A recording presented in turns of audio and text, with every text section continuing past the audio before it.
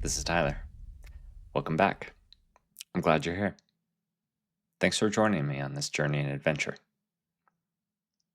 In this episode, I want to talk about truth. Now, truth is a slippery subject. Philosophers, scientists, and theologians have debated its nature for millennia. Is truth absolute, or is it relative? Is it discovered, or is it created? As I've explored this topic, I've realized that truth isn't a single unified concept. It exists across multiple layers, each with different levels of stability, universality, and susceptibility to distortion. Some truths are unchanging and universal. They remain true no matter who observes them. Others emerge through evolution, shaped by survival pressures. Then there are human constructed truths, which define the social world we live in, but are more malleable, fluid, and prone to distortion. And finally, there are the pragmatic truths. Truths that we accept not because they are universal, but because they work. In this episode, we're going to see that truth is structured into a hierarchy, separating what is nearly absolute from what is socially constructed and subject to change. And while no framework is perfect, failing to acknowledge this hierarchy of truth leads to intellectual chaos and collapse of societies. So, why does this matter? Because I believe in today's world, truth is under siege. The modern world blurs the line between truth and belief. What is objectively true is constantly challenged by ideological narratives, social consensus, and political power. Viral, dogmatic, and authoritarian truths manipulate our reality. These truths don't spread because they're accurate, they spread because they serve an agenda. Postmodernism, as we talked about previously, has led many to reject truth altogether. And in this case, we lose the ability to distinguish between reality and ideological distortion, causing anxiety and existential crises. Without a clear understanding of truth, we descend into tribalism, delusion, and nihilism. Societies fracture, individuals lose meaning, and manipulation becomes the dominant force in belief formation. In this episode, we establish a structured approach to truth, one that allows us to navigate which truths are stable and reliable, and which truths are fluid and socially constructed. Because without an anchor, we're left adrift in the ocean of competing narratives, unable to discern what is real, at cost to our overall anxiety. For the framework of truth, I've established four major types of truths. These are foundational truths, evolutionary truths, human constructed truths, and finally, pragmatic truths. Foundational truths form the bedrock of reality. They do not depend on human perception or belief. They're true regardless of culture, opinion, or ideology. Evolutionary truths emerge through natural selection and are shared across species. They're not as absolute as foundational truths, but they persist because they enhance survival and reproduction. Human constructed truths exist only because humans create and agree upon them. They shape societies and guide moral behavior, but they're fluid and susceptible to manipulation and change. And finally, pragmatic truths. They're not absolutely correct, but they're practically effective. In our last episode, we covered how beliefs shape our reality. In this episode, it's how we can separate our reality from the lies, even lies we all agree upon. Truth is not just about knowledge, it's about aligning our trajectory with our understanding of the world to shape reality and fit into our tribe. The question we must ask ourselves is, are we seeking what is true, or are we purely clinging to what is comfortable to fit in with our groups? Let's begin. Our first category is foundational truths. These truths exist independently of human belief and form the bedrock of objective reality. They are the most stable and resistant to distortion. And the reason why they're stable and resistant to distortion is because every time we look at them, we get the same outcomes. And so our probability of certainty of these truths is nearly 100%. And I'm positing that this is the bedrock and the foundation of truth. As the more probable we are with a given truth, the more accurately it helps us understand and navigate the world. And the more reproducible something is, the more accurate it is in helping us navigate our world, and the closer it becomes to a foundational truth. So, our first foundational truth that we have is what I call logical truths. These are truths derived from formal logic, mathematics, and self evident axioms. These truths remain true regardless of their perception, belief, or interpretation. This is like the traditional math equation of if A equals B and B equals C, then A equals C. That's a logical truth. But so is 2 plus 2 equals 4. And every time that we calculate 2 plus 2 equals 4, we get the same result. I place these logical truths at the bedrock to reinforce my concept of truth as a hierarchy, even through narrative. And the reason why I'm reinforcing it with narrative is that one of the most foundational stories in the last 100 years that was written structures the book around attacking the core foundation of this truth. And that book is 1984. And spoiler alert, in the book, the main protagonist is forced to voluntarily choose to see 2 plus 2 equals 5. And that distortion through authoritarianism in the book points to the greatest of the atrocities by forcing its citizens to believe what the state says and to believe it as truth, even if it means sacrificing everything else of logic and humanity. Not only to subjugate oneself, but to enjoy it and to believe it in the process, willingly breaking the foundation of truth is evil. And breaking the most foundational of all truths is the most evil.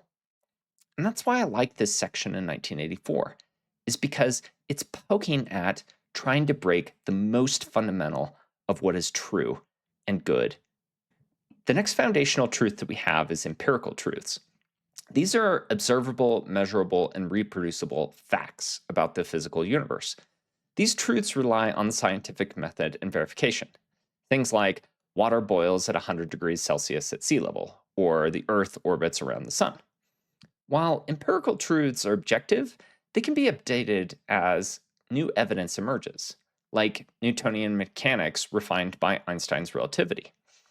Empirical truths are also helpful as they can be reproduced through observation and have a very high probability of being correct, like 99.9%. These are the truths of physics and astronomy and biology and geology. It's many of the areas of our education system that we call science. But science has gotten a bad name for itself, and we've conflated non empirical truths with science. We've commingled things like economics and psychology and sociology that are closer to belief systems than they are to empirical truths, because they're much, much more complicated than we initially gave them credit. And this is why we've gotten such a replication crisis on our hands in these fields, because when we asserted them as truths, due to our human nature of wanting them to be correct. And then when we went to reproduce them, we found that it was an utter graveyard of falsification. And so science and the beliefs around science have taken a hit to its integrity. And we would be wise to acknowledge that science has lost its moral high ground in the pursuit of ideologies that have sacrificed its ability to assert empirical truths. So, with that, our next category that I want to cover is evolutionary truths. Now, these truths emerge from natural selection and are shared across species. They're neither purely objective nor purely social, but they do represent biological and psychological realities that have evolved for survival. I highlight these as a unique category because they emerge differently than empirical truths that we can observe all the time. But evolutionary truths have really only happened more recently, especially as we get to advanced creatures like humans.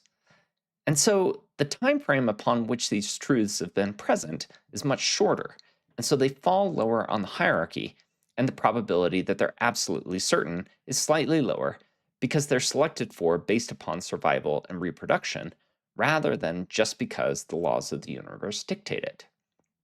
However, I do believe that nature doesn't make mistakes, and that when nature selects for something due to natural selection, there's an aspect of truth that emerges from that because it's honed in the law of evolution. And it emerges as something that is beneficial for survival and reproduction. And if we tie that back to our overall narrative that life is in a quest against entropy, it gives us a meaning structure upon which nature is selecting for something greater and more fulfilling, culminating in the omega point. While I'm not an evolutionary biologist, these truths do appear to be real, and many map to our motivational structures that we've previously discussed in episode 5. I've ordered these evolutionary truths from the most fundamental survival mechanisms to higher level adaptations that are common across multiple species, at least as far as the way I see it. So, first, and at the bottom, we have fear and risk assessment. These are hardwired responses to danger that increase the likelihood of survival. These biases often persist in modern contexts, even when threats are minimal. For example, humans and apes instinctively fear snakes and spiders, and the availability heuristic makes us overestimate the likelihood of sensationalized dangers, like plane crashes. Next, we have communication and signaling. This exchange of information is essential for survival, cooperation, and competition, like the waggle dance of bees to convey the location of nectar, or human language allows for abstraction, storytelling, as well as deception. Then we have altruism and cooperation. Cooperative behaviors enhance survival and social stability. Altruism, when reciprocated, leads to stronger group cohesion. Like vampire bats share blood meals with non relatives, expecting future reciprocity for group survival. Then we have sacrifice and reciprocity. More extreme cooperative behaviors involve self sacrifice for long term benefits. This extends beyond basic cooperation and into acts of generational investment. Many mammals, including primates and elephants, sacrifice their own well being to protect their offspring. Wolves regurgitate food to feed lower ranking pack members, maintaining group loyalty. Then we have dominance and power structures. Most social species develop hierarchical structures to regulate competition and resource allocation. Alpha dominance in wolf packs ensures order in group hunting and camaraderie, where alpha chimpanzees reinforce social hierarchies and are often the greatest uniters of their groups, resolving disputes and maintaining stability rather than leading as a sole authority. Aggression and conflict resolution is next. This is competition for resources, mates, and dominance that is universal, but aggression is often tempered by peacemaking behaviors to maintain group stability. For instance, chimpanzees engage in warfare, but also practice reconciliation behaviors such as hugging and grooming to restore social bonds. Then we have empathy and social bonding. This is the capacity to understand and share emotions, and it's essential for family bonds and large scale cooperation. Elephants mourn their dead, showing deep emotional intelligence, and whales instinctively nurture infants, even those that are not their own, ensuring the survival of the young. Then we have fairness and justice. This is a sense of fairness that emerges in social species to regulate group dynamics and prevent exploitation. Capuchin monkeys reject unequal pay.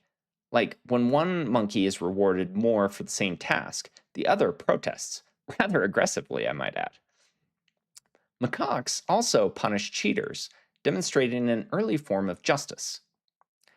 Play and learning is our next layer, where juvenile behaviors facilitate skill development, problem solving, and social integration in higher order animals.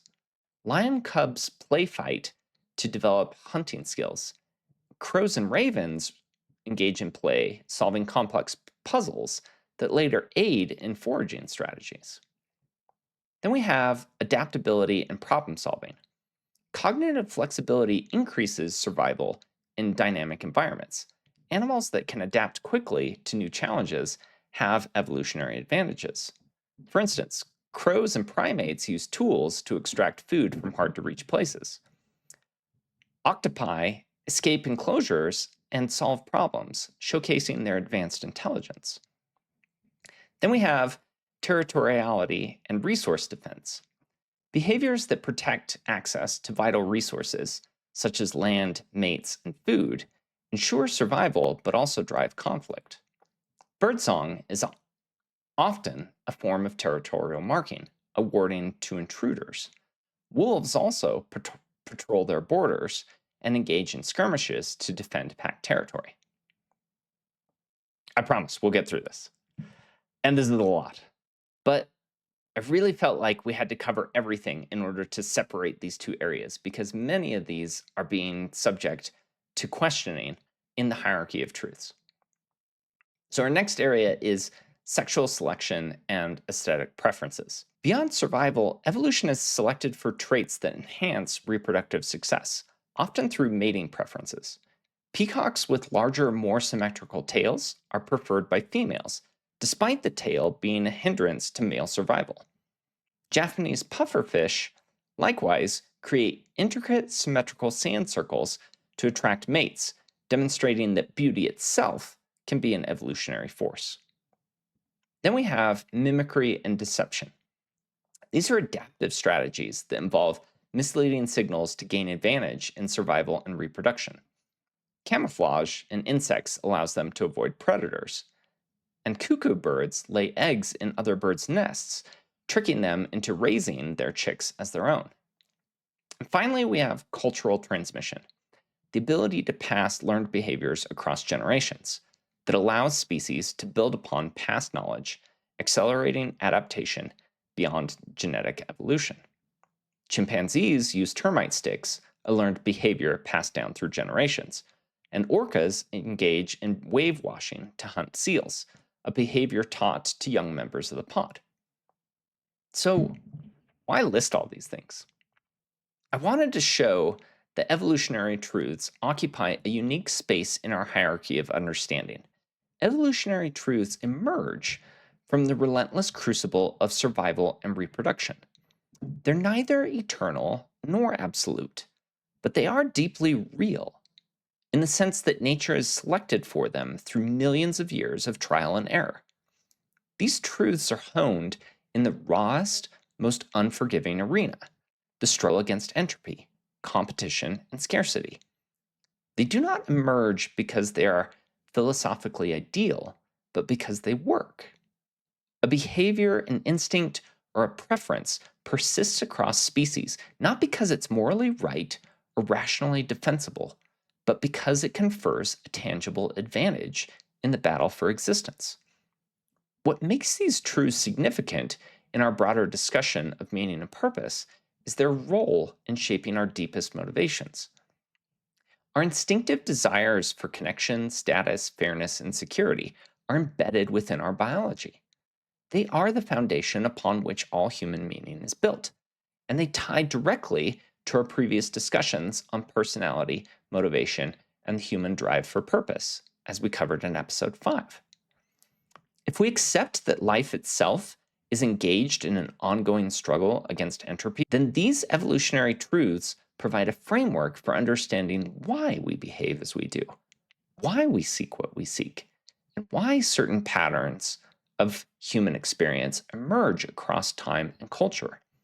They're the bridge between the deterministic forces of nature and the higher aspirations of consciousness. These truths do not explain how we act, but why we act. And ultimately, they guide us towards a deeper understanding of what it means to be human. Now, I want to take a moment here to discuss a concept of meta-truths. Now, these are truths that are hard to pin down because they kind of overlap with everything else. And what I discovered was that meta-truths are just truths that are embedded into multiple aspects of hierarchy.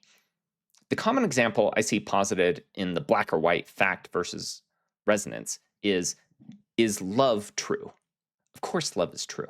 It exists as an evolutionary adaptation. It exists as a human construct. It exists as a multidimensional aspect with multiple definitions of love, like from Greek, where there's 7 different types of words for love and 7 different names for that. And it's also personally subjective, as it establishes resonance within our own emotional systems.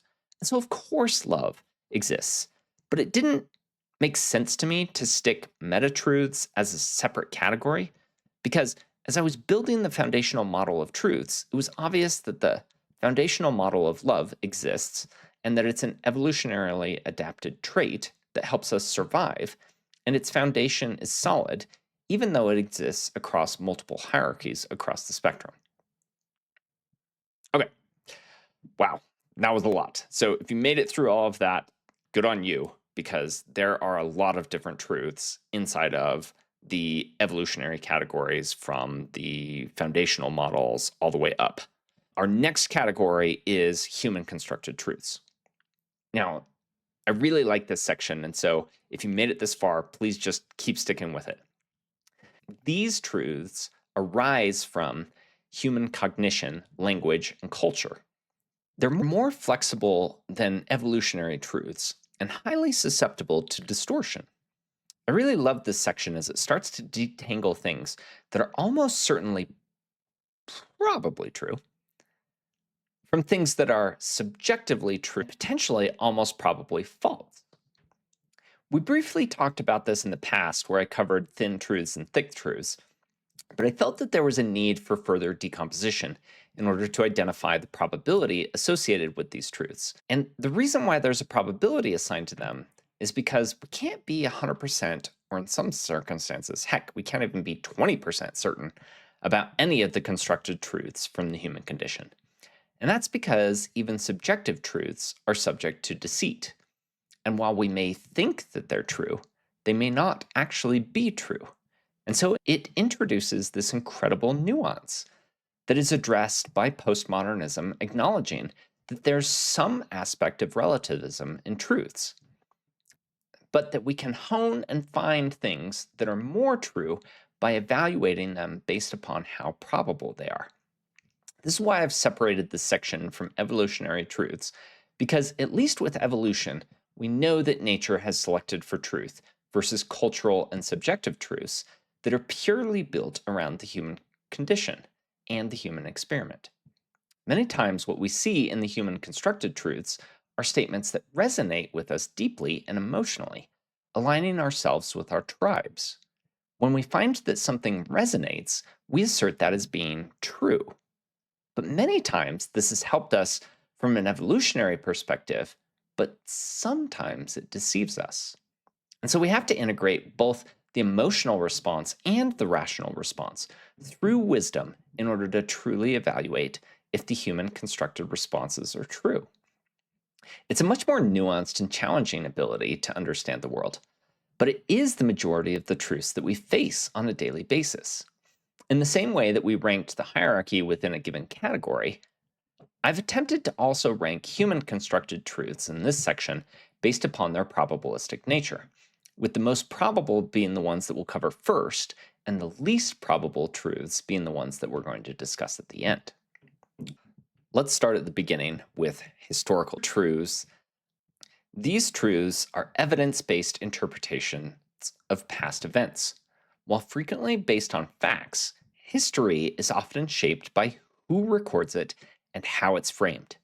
History cannot be repeated, so unless we have additional evidence to corroborate the history, the probability of history being true goes down over time. For instance, the statement Julius Caesar was assassinated in 44 BCE is probably fact, but it could have been 43 or 45. We can't confirm because we can't reproduce it, but we do have multiple accounts of it. How about the American Revolution was about freedom? It's probably true, but subject to interpretation the farther back in history the event was. How about this statement? Benedict Arnold was a traitor. Now that's nearly improbably true because it's subject to moral interpretation, written by the winners versus the losers. If Britain had won, would Benedict Arnold have been a traitor? Next, we have social or constructed truths.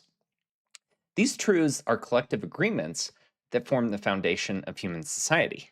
They're not true in an objective sense, but they're treated as true within their cultural contexts. For instance, money has value because society agrees that it does. Nations and borders exist and define the groups that abide by those boundaries. Next, we have moral or ethical truths. These truths are standards of right and wrong that evolve over time based on societal times and needs, and they're typically enforced via a justice and a legal system. For example, slavery is immoral. Now, that hasn't always been universally accepted, but now it's pretty much nearly universal in modernity, as evidenced from slavery being accepted in antiquity and in the Bible. So that means that this truth has evolved over time. How about honesty as a virtue? Well, that's culturally reinforced, but it's context dependent, as we've shown in our previous examples of justice versus loyalty. Then we have narrative truths. These are the truths that emerge from stories and myths and legends that shape our cultural identity and social cohesion. National myths like the self made American or the Protestant work ethic heavily reinforce who we are and what we agree is true. How about the hero's journey that appears across all civilizations? That's a narrative truth. It resonates with us deeply, and it's true, but it's humanly constructed. Then we have subjective or personal truths. Now, these are truths based on personal experience and perception. They're real to the individual, but not necessarily verifiable by others. For example, I believe in the pursuit of wisdom. I like the color blue. I can say and act that these are truths, but others cannot verify the truth of my statements without continually prodding me, and my preferences may change in the future. And so while it's true for me, it's also subject to evolution and changing in the future. Now, everything up till this point that we've covered has been a rather benign type of truths, all the way up to subjective or personal truths. But these next set of truths, I think, are incredibly dangerous. And I'd like to cover them next and explain why. So, in our next area, we have tribal marketing and viral truths. Now, these beliefs and truths spread due to media marketing or our group affiliations. These truths often bypass our critical reasoning and become widely accepted through sheer repetition and alignment with our tribes. This is where what we say is probably true starts falling off of a cliff. And that's because in many instances, our collective social agreements say that these are true, but in other instances, these marketing and viral messages are actually anti true, but are accepted as truth because they can tap into our emotional responses or align with our tribal tendencies that make them seem like they're true even when they're not. In the next two sections, we've come to truths that are dangerous because they can be highly manipulated. They can be very hard to verify, and if you attempt to counteract them, then people become defensive because it taps into their identity, ego, and tribal affiliation. And therefore, they become less about truth and more about protection of the ideology and the tribe. It's an evolutionary adaptation that survival of the tribe becomes more important than the pursuit of truth. And as such, we end up with this really interesting quandary. As we continue to pursue the omega point of alignment with truth, and at the same time, alignment of our evolutionary tendencies to align with our tribes. Now that we've entered into the dangerous truths because they're true for some, they're not true for all. And therefore, these types of truths do battle in the world of memes, where they compete for belief structures within our brains. In my experience, these are like mind viruses.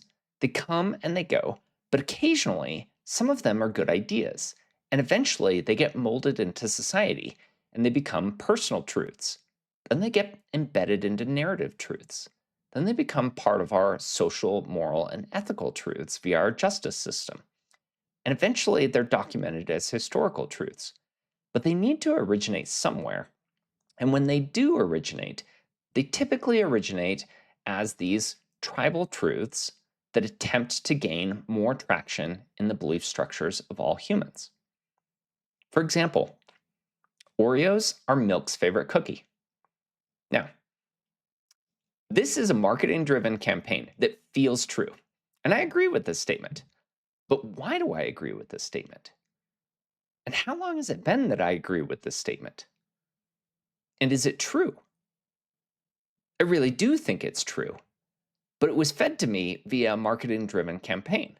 And I believe that it's true. And I believe that society as a whole believes that it's true. But do you see how we've made a fundamental step from things that we can agree on to things that we're going to disagree on, and things that are just going to enter into our psyche, even though we don't necessarily know where it's coming from? So, next, as we descend further down the hierarchy of truth, we're going to reach the realm where belief is less about reality and more about power, identity, and control. These are the dogmatic and authoritarian truths, which are distinct from tribal truths in that they're not merely spread through media influence or social contagion. They demand obedience. They're not optional beliefs, they're enforced beliefs. They're often tied to rigid ideological and authoritarian systems. These are truths that the postmodernists warned us about, but they're a limited and fragile set of truths. The postmodernist mistake was to throw out all truths in order to say that truth was just the will to power. And what they missed was the fundamental nature of truth, a truth hierarchy, and that nearly all truths that they so pompously discarded are foundational to everything that we observe around us. And that the smallest of truths, the least important of truths, is what we tend to argue about because that is where we're fighting the meme battle between ideologies and between power structures. But without establishing that there is a foundation of truth, we cannot have a battle that occurs between these lesser truths. And we need these battles to occur because, as we discovered, sometimes these battles lead to good ideas. And then that enables us to incorporate them into our societies. And that betters society as a whole. So, regardless of where the ideas come from, sometimes these kernels of truth end up benefiting society and they get rolled into more foundational human centric truths. The first truth we're going to look at that is dangerous is dogmatic truths. Dogmatic truths are rigid, unquestionable beliefs that resist scrutiny. They do not require enforcement by external powers like authoritarian truths do, because they're policed from within by the group, by the ideology, and by the believers themselves. The mere act of questioning a dogmatic truth is seen as heresy. In many ways, dogmatic truths are secularized versions of religious orthodoxy. They offer moral clarity, social cohesion, and a sense of purpose. But they do so at the expense of inquiry, debate, and intellectual humility. These truths arise when ideas become sacrosanct, when an ideology transforms into a doctrine that must be accepted without question. And that is dangerous, but it exists everywhere in our society. While dogmatism exists across the political spectrum, the left, which prides itself on progress and inclusion, paradoxically fosters dogmatic thinking through social consensus and moral absolutism. This occurs because left leaning ideologies are often based on the idea of moral progress, pushing forward new social, economic, and cultural paradigms. However, once an idea becomes the accepted moral standard, any dissent is treated not just incorrect, but immoral, to the point of death if you question the accepted evolving standard. Sound familiar? We've recently been witness to countless dogmatic truths being foisted upon our society, regardless of whether they're true or not. Let's take a look at some examples. Have you ever heard the statement, the science is settled? This is a phrase that's used to shut down further debate on complex scientific topics, despite the reality that science is a continuous process of refinement and falsification. Say, for instance, climate change, and whether that's a good or a bad thing. How about the statement, race is a social construct? While partially true in a social and historical context, it ignores biological realities of population genetics and the impact of ancestry on health, behavior, and evolution. How about speech is violence? This is an absolutist claim that conflates verbal offense with physical harm, creating justifications for censorship and suppression of dissent for ideas that don't align with the ideologies of the dogmatic group. And finally, there are no differences between men and women. This dogma ignores well-documented biological and psychological differences, insisting on ideological conformity rather than empirical truth. So, dogmatic truths are particularly powerful because they do not require state enforcement. Social pressure, reputational threats, and institutional gatekeeping ensure their survival. Those who question these truths risk social exile, career destruction, or even violence when the pendulum of truth is aligned with dogmatic truths. Dogmatic beliefs encourage intellectual stagnation. Once a belief is declared untouchable, progress halts. Science, philosophy, and political discourse thrive on skepticism and open debate. Dogma suffocates these processes by making certain questions unaskable. Still, those who hold dogmatic truths believe that they're on the right side of history, and therefore any opposition is seen as evil rather than an alternate perspective that deserves discussion. Dogmatic truths increase polarity and drive us away from each other, further separating our tribal tendencies into us versus them narratives. If we want to avoid further destruction of our societies, we need to see that these truths need to be disarmed in pursuit of truths that will not destroy ourselves and our tribes. Now that we've covered the left side of the spectrum, let's look at authoritarian truths. And while dogmatic truths are enforced by ideological purity and groupthink, authoritarian truths are enforced by institutions, governments, and individual power structures. These truths are not merely encouraged or socially enforced, they're imposed. Authoritarian truths demand compliance through coercion, censorship, and punishment. Unlike dogmatic truths, which tend to arise in environments that value social cohesion and moral progressive advancement, authoritarian truths tend to emerge more frequently from the right, particularly in hierarchical, order-driven systems that prioritize stability, nationalism, and single leader control. Let's take a look at some examples. How about the statement, the state is always right? This is a core belief in totalitarian regimes, where questioning the government or leaders' decisions is tantamount to treason. How about the leader is infallible? This is used to justify dictatorships, personality cults, and one-party rule. How about the statement, the 2020 US election was stolen? This is an unsubstantiated claim, maintained through outright authoritarian decree, rather than evidence. Perhaps dissent is disloyalty. It's a tactic used in authoritarian states to eliminate political opposition under the guise of maintaining national unity. The right often values stability, tradition, and national identity. This inclination, when taken to the extreme, leads to authoritarian truths. Truths that must be believed because the system depends on them. In authoritarian regimes, dissent is not just discouraged, it's criminalized. Unlike dogmatic truths, which are enforced socially, authoritarian truths require government propaganda, censorship, police power, and legal repercussions. Authoritarian truths thrive in environments where conformity is mandatory. whether through religious theocracies, fascist states, or hyper nationalist movements. These truths serve a singular purpose: to maintain the existing power structure. Sound familiar? I see the pendulum swinging wildly towards authoritarian truths all around us, and it is incredibly dangerous when the pendulum of truth is aligned with authoritarian truths. Authoritarianism suppresses intellectual freedom at an institutional level.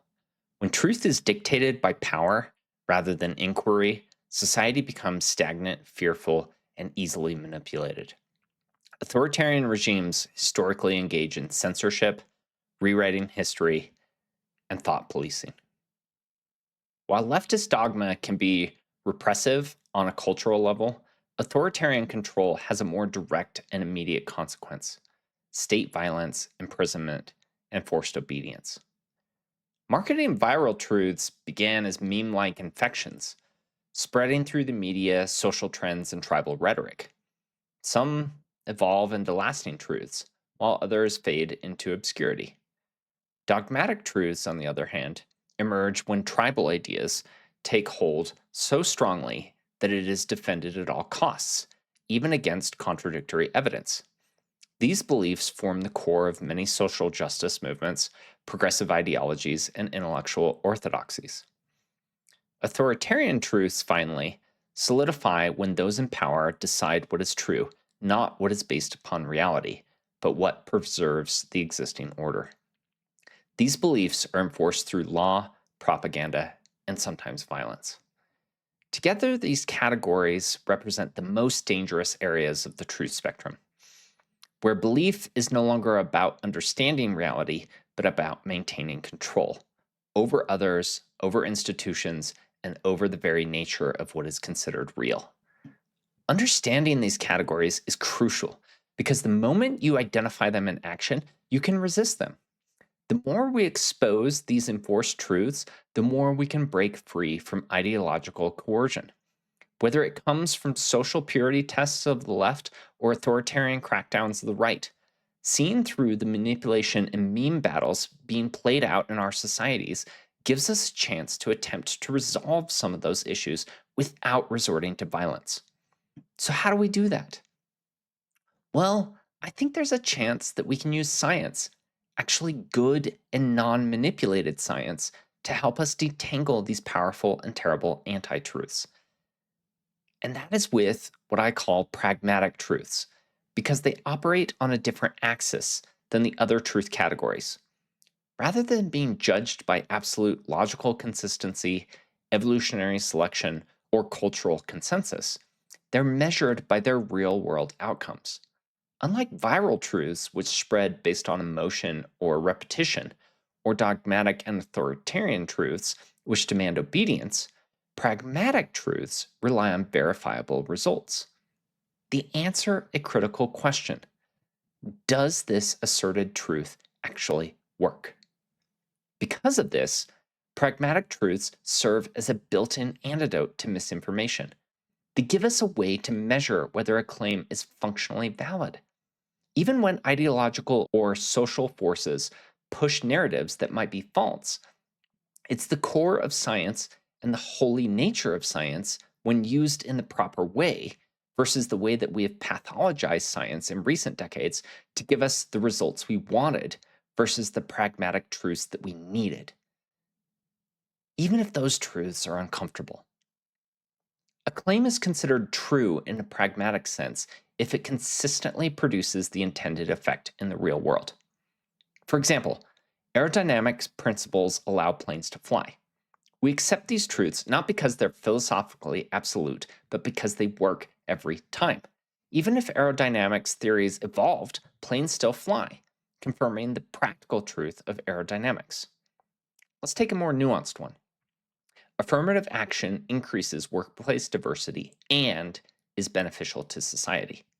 This is an example of a policy driven pragmatic truth, where its truthfulness is measured by whether it achieves its goals.